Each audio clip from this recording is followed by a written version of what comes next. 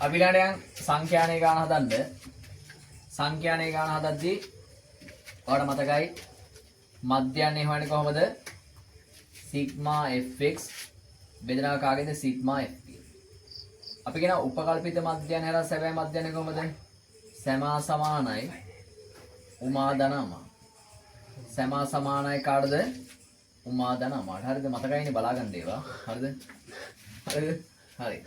එතකොට මේ ගාන අපි මේක පන්ති ප්‍රාන්තර දිනව නේද? කොහොමද පන්ති ප්‍රාන්තර තියෙන්නේ?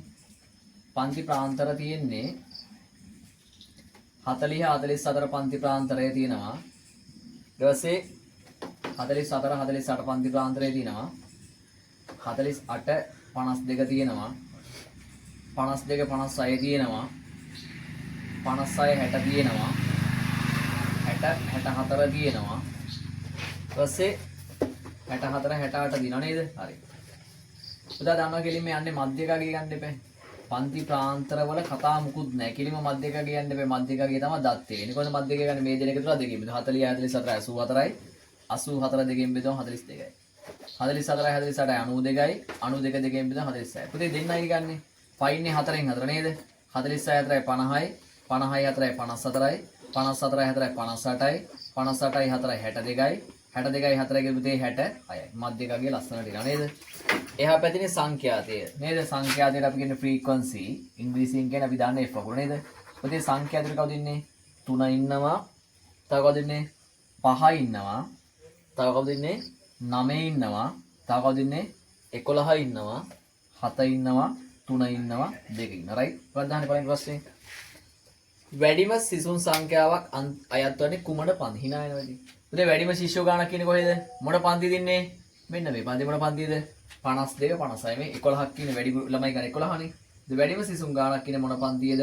52 56 පන්තිය. පැහැදිලිද? රයිට්. ඊළඟට අහන්නේ මොකද්ද? ඊළඟට අහනවා මෙම කණ්ඩායමේ එක් සිසුවගේ මධ්‍යන ස්කන්ධය ආසන්න කිලෝග්‍රෑම් වෙන්නේ. මධ්‍යන්නේ හොයන්න එපා. මධ්‍යන්නේ හොයන්න නම් fx ගන්න එපා. f තීරුව x තීරුවෙන් ගුණ කරන්න එපා. හරි. 42 වරක් තුන 126යි. මෙයාගේද 230යි. 450යි. මෙයාගේද 594යි. කොහොමද බයි එහෙම කියන්නේ? දන්නේ විදිහට පොඩ්ඩ ලිව්වා. 58 7න් ගුණ කරමු. මොකද 57 7න් ගුණ කරමු මන් දන්නේ නැහැ. ගුණ කරලා බලමු. 8 වරක් 7 56න් 6 5ක් ඉදිරියි. 4 5 35යි 5යි 40 406යි. හරි. 62 වරක් 3 ඒක නම් ගියමන් නැහැ. 60 තුන 180යි 186යි. 66 වරක් 132යි නේද? රයිට්. දැන් fx ගන්න දෙපේ. සිග්මා fx ගන්න මේ තීරු එකතු කරනවා. කීයද දෙන්නේ? 6 4යි 10යි 16යි 22යි 2යි 24න් 4 දෙකක් ඉතුරුයි. 2යි 2යි 4යි 7යි 12යි 21යි 29යි 3යි 32න් 2 3ක් ඉතුරුයි. 3යි 1යි 4යි 6යි 10යි 15යි 19යි 20යි 21යි අන්න රයිට්.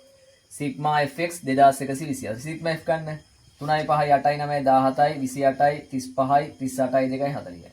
පුතේ සිග්මා f කීයද? 40යි. එහෙනම් මධ්‍යන ගන්න පුළුවන්. සිග්මා fx බෙදනවා කාගෙන්ද? Sigma f. පුතේ සිග්මා fx වෙනවා 2124ක්. සිග්මා f වෙනවා කීයද? 40ක්. පුතේ 2124 40න් බෙදමු. වෙන මධ්‍යනේ නෙමෙයි. 2124 40න් බෙදලා බලන්න.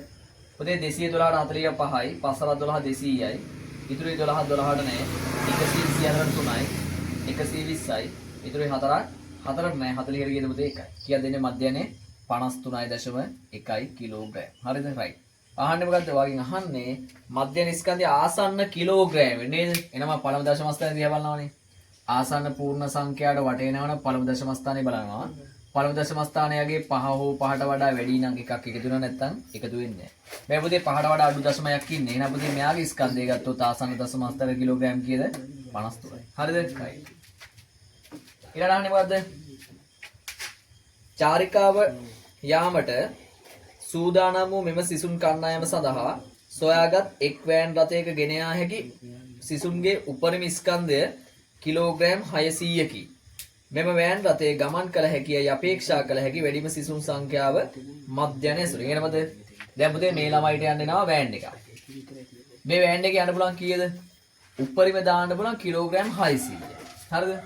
පුතේ මධ්‍යන කියන්නේ මොකද්ද? මධ්‍යන කියන්නේ එකක ගේනේ. එකක් කියන්නේ මොකද්ද? සංඛ්‍යාතුරින් ළමයිනේ. එක ළමයේගේ ස්කන්ධයේ මධ්‍යන නිරඩු කිලෝග්‍රෑම් කීයද? 53. දැන් පුතේ අපෙන් අහන්නේ 53 ඒවා කීයක් දාන්න පුළුවන්ද කියලා මේ වෑන් එකටනේ. හරි. පුතේ වෑන් එකට දාන්න පුළුවන් මුළු ස්කන්ධය 600යිනේ. අපි නම් බලන්න ඕනේ මේ 600 ඇතුලේ 53 සෙට් කීයක් දාන්න පුළුවන්ද කියලාද? 600 බෙදෙනවා 50 බලමු කීයක් එනවද කියලා. පුතේ 600 බෙදෙනවා කියනද 53. මොකද එන්නේ? 60 53 එකයි 1 53 53යි 7ක් ඉතුරුයි 4 නැහැ 4 53 එකයි. 53යි 17ක් ඉතුරු 170 දශමනේ බං 170 ගත්තොත් 3යි නේද? 11.3යි. දැන් මිනිස්සුනේ බං මිනිස්සු දශම වලින් කියන්න බලන්න. එහෙනම් මේකට දාන්න පුළුවන් මිනිස්සු ගාන කීයක්ද 11. ඒ ගත්තේ මොකෙන්ද? ඒ ගත්තේ මධ්‍යයන්. හරිද? හැබැයි දැන් පුතේ අපි මේ ළමයි තුන් දෙනාගේ ස්කන්ධේ කිලෝග්‍රෑම් කීයක් කියලාද ගත්තේ? 42ක්. හැබැයි ඒක හරිද? නෑ. හරි නෑ. අපි දන්නා මධ්‍යනේ ඇතුලින් කතා කරාට මෙයාගේ ස්කන්ධය මේ තුන් දෙනාගේ ස්කන්ධය 40ක් වෙන්න බැරිද? පුළුවන්. මේ තුන් දෙනාගේ ස්කන්ධය 43ක් වෙන්න බැරිද? පුළුවන්. මෙයා 44 ගන්න බැරිද? 44 ඉන්නේ මෙතන ඉන්නේ. මෙයා පස් දෙනාගේ ස්කන්ධය 43ක් වෙන්න 44ක් වෙන්න බැරිද? මේ පස් දෙනාගේ ස්කන්ධය 47ක් වෙන්න බැරිද? අපි කියනවා මේ පන්ති ප්‍රාන්තරවල මධ්‍යකගේ අපි මේ සැලකුවට ඇත්ත කතන්දර ඒක නෙවෙයි. මෙයාගේ ස්කන්ධය 40 ගන්න වෙන්න පුළුවන් මේ තුන් දෙනා ස්කන්ධය නේද? හරි. ඔය අහන මේ ප්‍රශ්නේ දාලා නේ මොකක්ද අහන්නේ?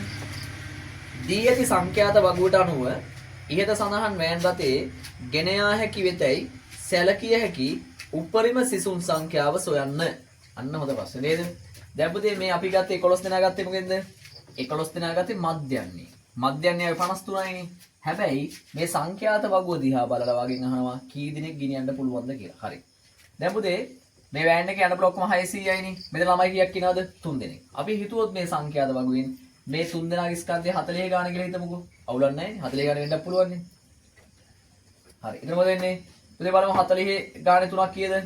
පුතේ 40 3ක් කීයද? 120යි. හරිද? පුතේ අපි හිතමු මේ 5 දෙනාගේ ස්කන්ධේ 46 ගාන කියලා ගත්ත මධ්‍යයන්නේනේ. 44ක් වෙන්න බැරිද? පුළුවන්. දැන් මේ මෙයාගේ ස්කන්ධේ 44 ගාන කීයක් වෙනවද? 5. පුතේ 44 5ක් කිය 220යි. ෂේප් එකේ හදාගෙන ඔක්කොම 600 ගන්න පුළුවන් බං. දැන් මෙතන කීයක් එනවද? 200යි 100යි 300යි 340ක් නේද? දැන් ස්කන්ධේ 340යි. ඔක්කොම දාන්න පුළුවන් ඔක්කොම 600යි ඈ. පුතේ ඊළඟ තැන කී දෙනෙක් ඉනවද? 9 දෙනෙක් නේද? එයාගේ ස්කන්ධේ 48 ගානේ. ඔබට තේරෙනවා 48 ගානේ 9ක් නම් ගන්න බෑ පුතේ. 48 ගානේ 9ක් පටව ගන්න බෑ. බෑනේ. එහෙනම් මෙයාගේ අඩු ස්කන්ධේ 48යිනේ. අපි නම් බලමු 48 ගානේ මේකට කීයක් දාන්න පුළුවන්ද බලමුකෝ. දැන් වෙදි ස්කන්ධේ කීයක් ඇවිල්ලා තියෙද ඔක්කොම? දැන් වෙදි ස්කන්ධේ ඇවිල්ලා තියෙ ඔක්කොම ස්කන්ධේ කිලෝග්‍රෑම් 340ක්. එහෙනම් පුතේ අපට 600ක් වෙන තව කීයක් මදිද? තව මදි 260ක්. කීයද මදි? 260 නේද? එහෙනම් අපි 48 සෙට් වලින් හදන්න ඕනි 260ක් කො ඊට ආසන්නගේ නේද? 260 ඉක්මව යන්න බෑ. පුතේ 48 5ක් 45 200යි 48 5ක් කියන මචං 240ක්. හැබැයි 48 6ක් ගන්න පුළුවන්ද? බෑ. 48 6 268ක් එනවනේ. තව 260යි දාන්න ඉතුරු. අපි කියනවා 48 කැලි තව 5ක් දාන්න පුළුවන්. එහෙම આવොත් කීයක් වෙනවද? 240ක් නේද? ඒතර මුළු ස්කන්ධය කීයද? මුළු ස්කන්ධේ 580. වෙන කරන්න දෙයක් නැහැ. කිලෝග්‍රෑම් 580යි. තව එක එකක් දාන්න බෑ. මොකද 600 වඩා වැඩි වෙනවනේ. 48 කින් දැම්මොත් මිනිස්සු කපලා දාන්න බෑනේ. දැම්මොත් 600 වඩා වැඩි වෙනවා. එහෙනම් පුතේ මේකට අනුව යන්න පුළුවන් කී දෙනෙක්ද? 5යි. මෙතන 3 දෙනෙක්ට ගියා. මෙතන 5 දෙනෙක්. මෙතන 5 දෙනෙක්. 5යි 5යි 10යි 3යි ගියාද? 13 දෙනෙක්. අපි කියනවා පුතේ මේ වගුවට අනුව බැලුවොත් කී දෙනෙක්ට යන්න පුළුවන්ද? 13 දෙනෙක්ට. පැහැදිලිද? රයිට්. හරි එහෙනම් ඒ ගන්නත් හරි.